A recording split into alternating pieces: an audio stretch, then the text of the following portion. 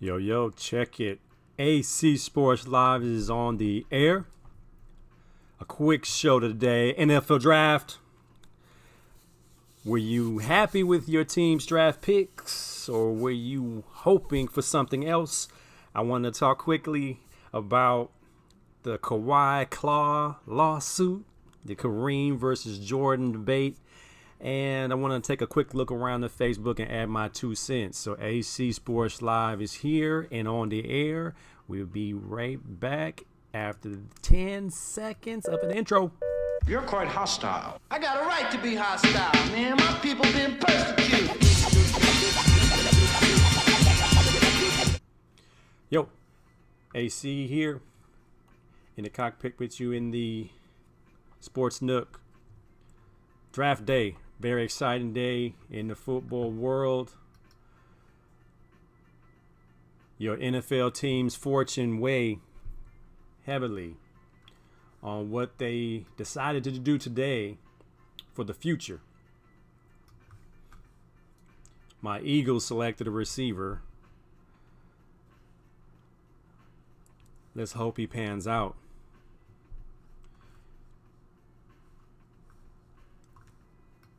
I'm going to invite some of my buddies in here because they had their hopes set on specific players going to their squad, as we all do at draft time. 15 SEC players, which is probably a record, I believe. What's that say about the other power conferences?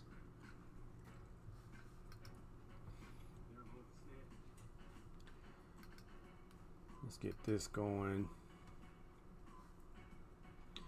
Let me see if I can't find some of the homies to jump on here. See how their teams fared.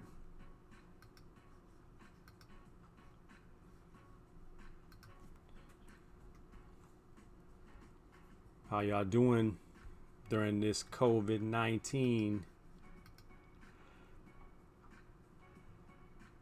shutdown? I just got off the court with me and my son, worked on a few 1v1 moves on the court. Just he and I continuing this social distancing during this COVID-19 shutdown period. It's a drag, but we gotta be safe, gotta be considerate. And don't jump the gun to be so quick to get back to going outside. I see people rushing. I saw people in a pool today in my community pool at my complex. Let me see if I can't find my buddy. And we got some cool shows we're producing right now. And we want to give you a heads up when those are ready to air.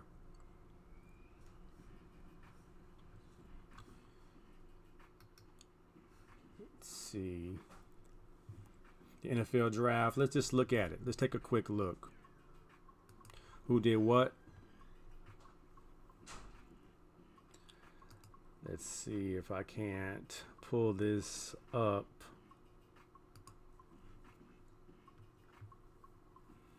What we got?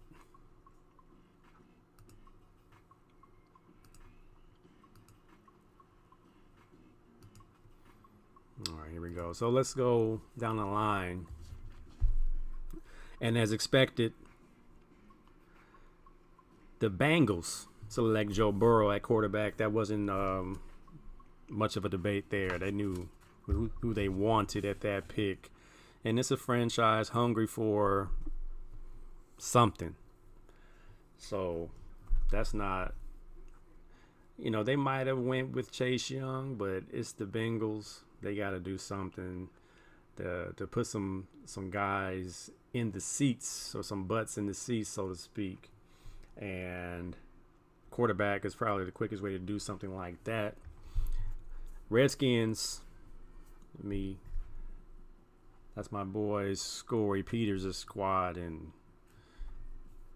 they need some ballers. Jeff Okudah to the Lions out of Ohio State. Ohio State puts out a cornerback, it seems like every year in the first round. Let's go. Andrew Thomas, I believe, is a big fella. Tua Tagovailoa to the Dolphins. I'm sure this from my buddy Neo Aoga is happy about that. Now he's going to be a tough critic because he's a quarterback too. And he even already said he's going to be very critical of Tua if he does not pan out. That's a lot of pressure on that young man because he has to resurrect the franchise. And hopefully he doesn't try to wear number 13 because that's going to be tough shoes to fill. I wouldn't do that if I was him. I would wear something completely different than the 13 than one of the GOATs that play the position, Dan Marino. Let's see. Justin Herbert from Oregon quarterback. Big kid, 6'5", going to the San Diego, which are now the Los Angeles Superchargers. They also need a shot in the arm after losing their quarterback,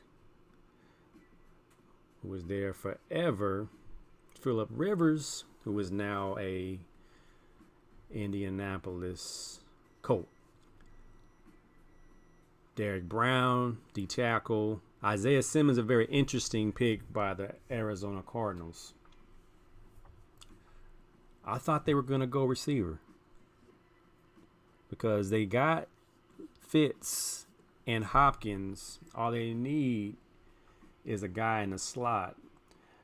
But they probably would have benefited more from getting an offensive tackle. But Isaiah Simmons is a freakish athlete. You could play him anywhere. You could even play him at the corner. He's so athletic. So I think they went with best available, which is usually the best option. Let's see. I'm trying to get down to the Eagles. So what did the Eagles do today? Did we help ourselves? I see that Dolphins had 2 picks. The CD Lamb pick going to the Cowboys is interesting because the NFC East is where I have my attention set when the Eagles play the Cowboys.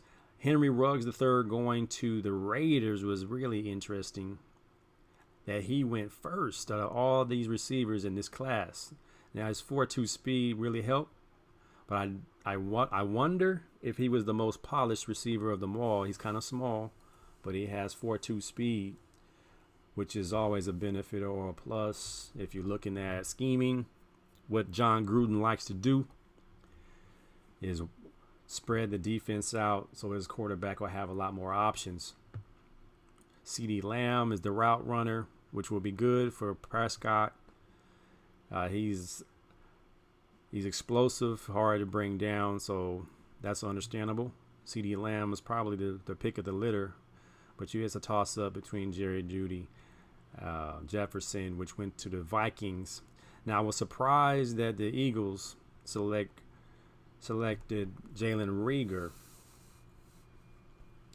over Justin Jefferson. I was hoping we got Justin Jefferson. He played against, I would say, better talent. Being in the SEC and playing against guys that were going to get drafted on the first day. So you figure SEC cornerbacks and Big Ten cornerbacks are really highly regarded, as opposed to Big 12 defenders. As a general rule, they don't play defense in the Big 12 is the narrative. But you still see a Big 12 cornerback being taken here and there. But I'm a ride with Reagor. I got no choice, really. He is 5'11", 206 pounds. Pretty good size as far as strength, but he is on the short side when you compare him to the big kids that are coming out 6'5" and 210 pounds. So, fingers crossed. Hopefully he becomes a ball player. Let's see what they say about him. He's small with short arms. Already got some negative. He's small with short arms and good top end speed. He's quick, makes defenders miss. I think this is a lot to do with our boy D Jax's injury. We're not sure how good he's going to be after what he's going through at the age he is. Deshaun Jackson is 33. He barely played 3 or 4 games last year. We got rid of Aguilar, thank God. He's with the Raiders. Sorry, Mike Stafford and Mark Paul Robinson. Let me see if you are online. I'm going to talk some junk to you Raiders fans, so we can talk some trash a little bit. I'm surprised that we got this guy when we got him, but at the same time, we needed receiver help. We got a receiver in the first round, and knowing Coach Peterson and the NFC, I want to say, did we win the NFC Championship last year? But we just didn't have anybody left. We were playing in the playoffs with 1 receiver and 3 tight ends. So we definitely needed to pick up a receiver. I have to just trust that this is what we needed at the time and be cool with it. This is only the first day of the draft. So this first round, is never really the end all be all. Well, the meat of your team is rounds 2 through 7. That's when you find your gems, your guys that will end up playing the longevity of a season, special teams and things like that. You can find some guys in the later rounds. And I'm gonna fast forward to talk about when it was our time to come out back in the 90s, 96, 97, my little draft story. I was not even invited to the combine. We had pro days at UCLA. It was pretty fun, pretty nerve-wracking, very trying times. It was exciting, but at the same time, really, we didn't know what was going on, what we're getting ourselves into as we go through our measurements, our testing, running the 40, doing our vertical. All that stuff was like, this is your shot. And all of us went through it. I actually performed really well at my pro day at UCLA. And I ran a 4.4 for the scouts. I jumped 40 inches in the vertical. I only bench pressed to 225 15 times, which is considered decent. They were looking for guys that would be able to bench press it maybe 18, 20 times as safety. So I wasn't a corner, I was a safety. So I had to lift that a little bit heavier. Now, had I stayed at receiver, 15 reps would have been just okay, just enough. Might have even been considered stronger. Let's see if I can't invite somebody in here.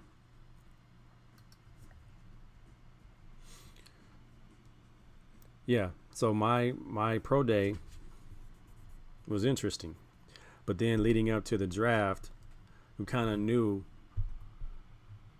that my chances of being drafted were really slim. I was getting phone calls. My agent was telling me I was looking like 6th or 7th round, which pretty much means you're going to be a free agent. And I kind of knew that. So I watched the draft by myself. I didn't want any fanfare. I saw draft parties where guys didn't get drafted. That's got to be like the worst feeling in the world. I don't even need to say the kid's name. I went to a draft party and it was a first day draft party. Like they were supposed to go first round and they didn't get drafted. Oh man, you talk about awkward. So I knew what I was going to do was just play it modestly and just hang out by myself, don't answer the phone.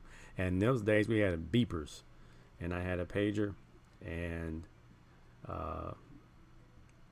it went off once the draft was over. I got 5 offers to come in and play cornerback and safety, and I chose the Arizona Cardinals. I actually have my little signing bonus check stub somewhere in here. And I looked at it as I was cleaning out my office, and it's just like, man, memories and opportunity just to play, the people you meet. I had a very short, stay in Arizona.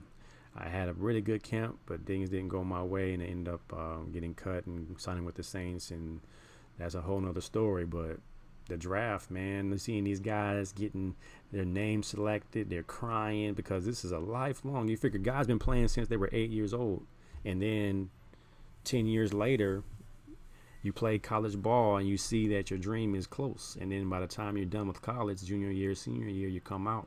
Draft day and you hear your name called, Roger Goodell saying your name. And this opportunity to play this year in the draft being virtual is a little bit different, but at least they got to spend it with their family and friends. And the emotion is real, man. Even when I was a free agent, it was really like surreal when you know that you are now a professional in the game that you played as a kid. So the draft is an interesting thing, regardless of how you how it goes in your favor or not. Get drafted where you want to get drafted, or you don't get drafted.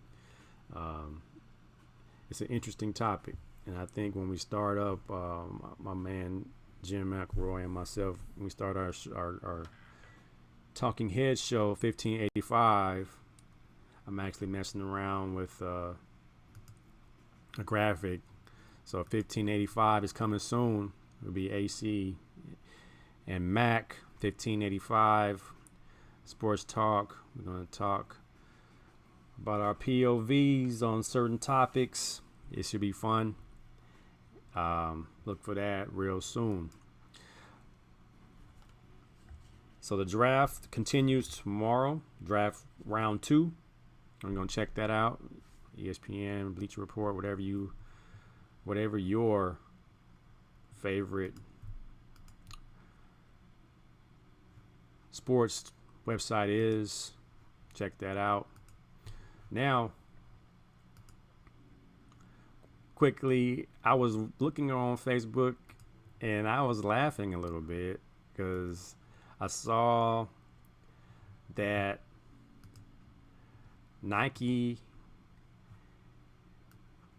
won the lawsuit versus Kawhi Leonard for the rights to his logo, for his claw logo.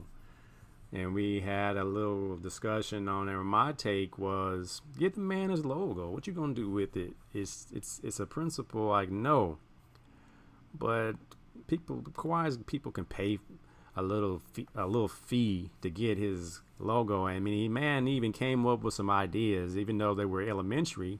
I was looking at Kawhi's little hand drawing he traced his hand, and my thing was, is that a whole piece of paper?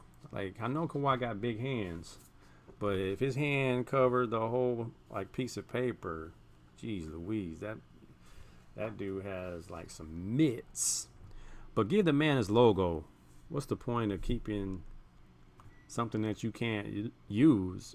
And you're thinking about long term, other free agents, and when they see how you do certain people. And I know it's a business, and you're mad he left for New Balance, but come on, Nike. You got Jordan Brand, you got Kawhi shoes doing well, KD shoes doing well, and when the unfortunate passing of Kobe Bryant, those shoes are selling like hotcakes. Let's look at, my man Daniel Lopez says, in terms of copyright law, the judge isn't off base. I don't agree that it wasn't a derivative, but it's definitely close argument as far as the law is concerned. Outside copyright law, this mess was definitely a derivative. Give the man his logo. He ain't hurt nobody, man. Those kinds of arguments, I don't know. Now, Kareem versus Jordan. Real quick, there was a graphic. Let's see if I can't pull it up. It was Kareem versus Jordan, and it went for stats. And, you know, I'm a Kareem fan and Michael Jordan fan for the most part, because let's see if I can't pull it up and make it fit. That's not going to fit. Let me put this over. Here we go. All right. So you look at the numbers, it's not, you know, any doubt in Kareem's greatness. You know, they both got 6 chips, 3 natties for Kareem, 1 for Jordan. MVPs about the same, 6 and 5. NCAAs, Kareem got 3, Jordan got none. NCAA tournament, Kareem NCAA Player of the Year, 3-1. NBA All-Stars, 19-14. Well, Jordan took a break in the middle of that and played some years on the Wizards. The All NBA, 15-10. Is that 10? In All NBA defensive, Kareem 11-9 points. Kareem not even close. Field goal percentage, not even close. Rebounds, not even close. Assists, of course. But why is a center's assist basically the same as a guard's? And we know why. Jordan shot the rock. Blocks, not even close. Steals, Jordan, of course. Now, I like to remove stats sometimes because feel what we see, how we feel when we watch it. Michael Jordan was a beneficiary of the media, of TV, of sensationalism in journalism. The referees, the league, they put him on a pedestal to save the league. Even the GOATs of that time were handing him and crowning him as a dude. So he was a beneficiary of that. No doubt about it, Michael Jordan, one of the best players ever played the game, but he was not without help. I'm not talking about Pippen. I'm talking about his story. Now, Kareem, this is why he's my GOAT. Kareem had to battle off the court foolishness. They call Kareem all kind of N-words and monkeys and all kind of stuff in the 60s. And if you remember the 60s, that was commonplace. So Kareem had to battle the racism that is in America. Thank God he ended up at UCLA, where he was under John Wooden, who prepared him for such trials that he was going to face. Then they changed the rules to kind of halter his dominance. They didn't allow Kareem to dunk the ball in college after a certain time. And, you know, that just made him develop the most unstoppable shot in the history of basketball, which was that sky hook. So for me, when you call somebody the greatest, it goes like Ali. You look at, he wasn't undefeated. That's not what made him great, that he was a undefeated boxer. The fact that he got beat and beat the person that beat him, and his impact off the sporting arena, outside the ring for Ali, off the court for Kareem. What did he do? Did he stand for anything? And you remember how they kind of crucified Ali for standing up for what he stood for, as far as being anti-war, protesting going to Vietnam and killing innocent people. And they took his crown. They took his belt. Kareem when he converted to Islam and he had to go through his personal journey, finding out who he was going to be, what he believed, people treated him bad. They start calling him all kinds of things out of his name. So he endured that. He endured the hate he got from Wilt Chamberlain. After Wilt saw that Kareem was the new guy on the block, he started treating his mentee like an enemy. So Kareem had to endure that. He had to, deal with being in Milwaukee, where there are not a lot of people with melanin in their skin in Milwaukee. And he had to deal with that, and he had to ask for a trade. He had to get to Los Angeles, where he saw there was more of a melting pot and he could be comfortable. This dude had the hype. No other player in the history of basketball had to deal with the hype machine that he dealt with from the 8th grade all the way to the Hall of Fame. Kareem Abdul-Jabbar is my GOAT because he did more than play basketball. He stood for what he believed in, and he endured so much off the court and still became a champion on every level. He lived up to all the hype, and his resume speaks for itself. No, he didn't do it in a flashy manner. He didn't have the ball. He didn't go between the legs. He didn't go behind the back. But if you watch those old Laker videos, they're actually on YouTube, and I watched some old Laker games on Amazon Video. They got the old classics on there. They needed a bucket. They went into the cap, and the high post, 15, 20 feet out, that sky hook was money, left or right-handed, and there's nothing you can do about it. Now, the 76ers got them that one year when Moses Malone was killing, and then he was unstoppable, but Kareem and Magic still got it, done, but they got swept. Everybody was hurt, and my Sixers got their first chip in a long time, so I was kind of got to eat my cake and eat it too. Kareem went on to win 5 with the Lakers to go with the one he got with the Bucks when he played with the Big O. So yeah, that's my Kareem versus Jordan. And you can't surpass somebody's GOAT. You feel how you feel, so don't even get mad when somebody say, how can you think somebody's the GOAT? The GOAT is very subjective. Who's your GOAT? It's your GOAT. That should be the question, not who's the GOAT. Kareem said it, Jordan said it, Kobe said it. You can't compare people. They played in different eras. They played different positions. Who do you think is the greatest player of all times? I think Kareem Abdul-Jabbar is the greatest basketball player of all times. Michael Jordan, second. LeBron James is right there. Tim Duncan, Kobe, Shaq, Larry Bird, Magic Johnson, all those guys are right below Kareem and Magic. You put them where you want to. It goes back to favorite. Allen Iverson's pound for pound my favorite player of all time. Under 6 feet. They try to say he was 6 feet, but no. I think I was in the same room as Allen Iverson, and I'm 6'1", and he was tiny. So I don't think he's 6'1". He just had really long arms, and he can get above the rim. All right. Wrap this thing up. Let's say we talk a little bit about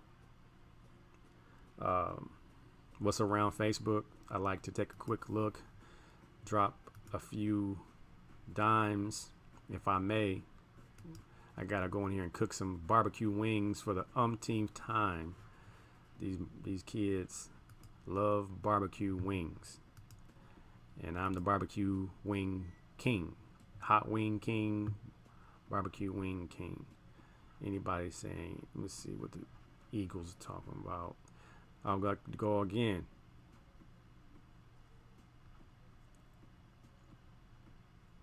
To my sports talk groups. I think my man Mike posted something that was kind of meh.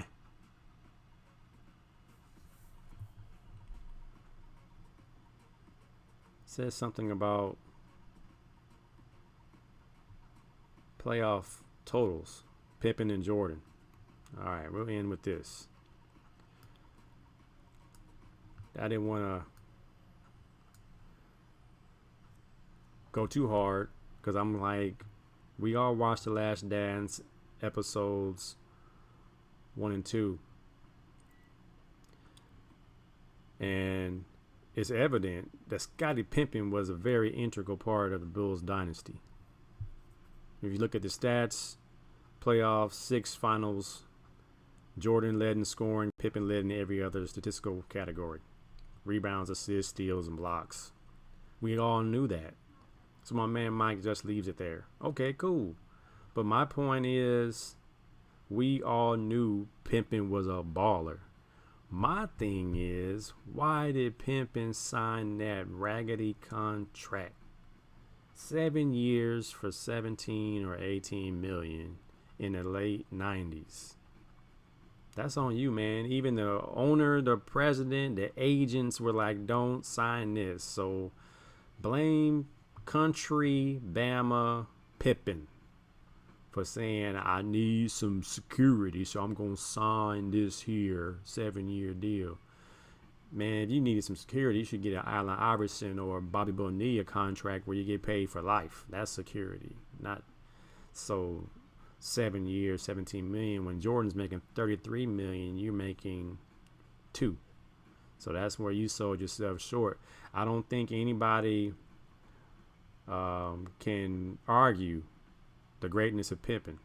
I think people get upset when Michael Jordan gets elevated to this king or god status when he needed Pippen. I get that, but you take Pippen away from Jordan, I don't think Pippen's the 50 greatest player, because besides skill set, it's the situation. The Bulls situation elevated Pippen to become this monster that he was. He was good in college. He was pretty good, but he wasn't much different than someone like Tracy McGrady. All the skill, all the tools, but never really able to assemble guys around him that he would be able to I wouldn't even say coach him, because being Michael Jordan's teammate was probably stressful enough, because we saw how Tony Kukoc said, I couldn't play with Jordan without Scottie Pippen. A lot of guys chiming in. Yeah, Krause was ahead of his time. He was doing things. Yeah, my man Mike has a good point. But if you got a dynasty that has 2 more chips left in them, and you got a problem with the head coach, I think you got to eat that. Jerry Krause, that comes back to you. You didn't pay Pippen, you should have paid him, and now you get a black eye in the annals of NBA history. All right, so I'm gonna jump off for now. I might try to get back on later and see if I can grab some guys to come on here and we can chat it up and see how they feel about their team's draft, how they like this Last Dance documentary series, and talk about everything sports as we normally do on AC Sports Live. All right, man, I'm AC. Thanks for tuning in. I'm going to holler at you guys probably tomorrow night after the draft, round 2. I want to say it was round 2 and 3, but we'll see if any gems are selected on day 2 of the NFL draft. I'm AC, and it's AC Sports Live. I'm out.